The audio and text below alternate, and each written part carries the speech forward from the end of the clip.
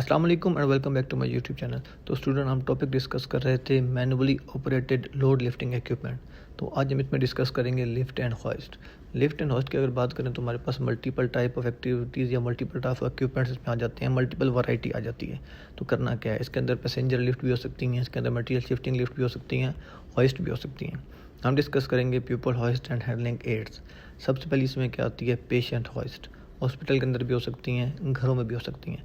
दो तरह की होती हैं। एक हमारे पास मोबाइल होइस्ट होगी जिसके ऊपर हमारे पास हम पेशेंट को लिफ्ट करके हम उस पूरी होइस्ट को टायर्स के ऊपर हम शिफ्ट करेंगे, हम उसको पुश करके लेकर जाएंगे। दूसरी हमारे पास होती है रूफ माउंटेड, या हमारे पास होती है फिक्स्ड वाली, जो हमारे पास छत के ऊपर फिक्स लगी है, हमने सिंपली लिफ्ट करना है। इलेक्ट्रिक कंट्रोल पैनल या रिमोट की वजह से हमने उसको ऑपरेट करते हुए हमने अपने पेशेंट को मूव करवा लेना है। दूसरा हमारे पास आता है स्मॉल हैंडलिंग एड्स। हमारे पास जिस तरह के स्लाइड शीट्स हो गए हैं, ट्रांसफ़र बोर्ड हो गए हैं। हॉस्पिटल की अगर एग्जांपल लें तो अगर पेशेंट को स्ट्रेचर से बेड पे या बेड से स्ट्रेचर पे शिफ्ट करना है, उसके लिए स्लाइड्स बोर्ड होते हैं। हमने पेशेंट को स्लाइड बोर्ड के ऊपर शिफ्ट करके इजीली शिफ्ट करना है। इससे हमें मैनुअल हैंडलिंग या हमें पर्सनली उसको उठाने की ज़रूरत नहीं पड़ेगी। थर्ड हमारे पास आता है व्हील चेयर। तो व्हील चेयर की भी यही कंडीशन है, हमने पेशेंट को कहीं से ट्रांसफ़र करना है एक से दूसरी जगह पे, तो हमने उसको व्हील चेयर के ऊपर बिठा के सिंपली पुश करके लेके जाएंगे। हमें मैनुअल हैंडलिंग उसको प्रॉपरली उठा के शिफ्ट करने की ज़रूरत नहीं पेश आएगी। हमें तमाम चीज़ों को ऑपरेट करते हुए हमें मल्टीपल हज़ार्ड का एक्सपोजर मिलेगा। अगर कारपेट के ऊपर हम मूव कर रहे हैं होस्ट को, हमारे लिए मुश्किल होगा, रग्स के ऊपर मुश्किल होगा।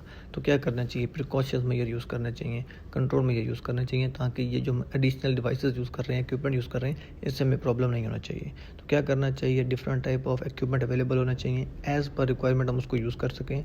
Safe use of hoist and their slings, हमें उसका प्रॉपर सेफ वर्कलोड पता होना चाहिए, हमें उसका प्रॉपर यूज़ पता होना चाहिए।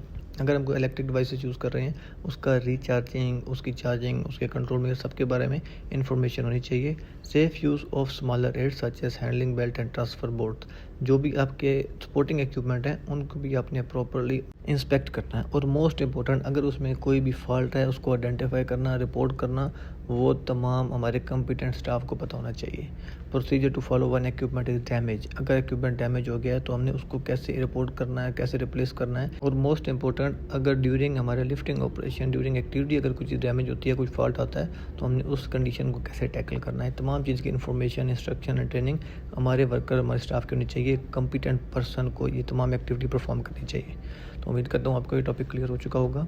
नेक्स्ट टॉपिक के लिए मेरे चैनल को सब्सक्राइब करना, बेल आइकन बनाना ना भूलिएगा, ताकि आपको नेक्स्ट वीडियो का नोटिफिकेशन ऑन टाइम मिल सके और आप हमारे साथ में बोश IGC को उर्दू और हिंदी ज़बान में कंटिन्यू कर सकें। आपके वक्त देने का बहुत शुक्रिया।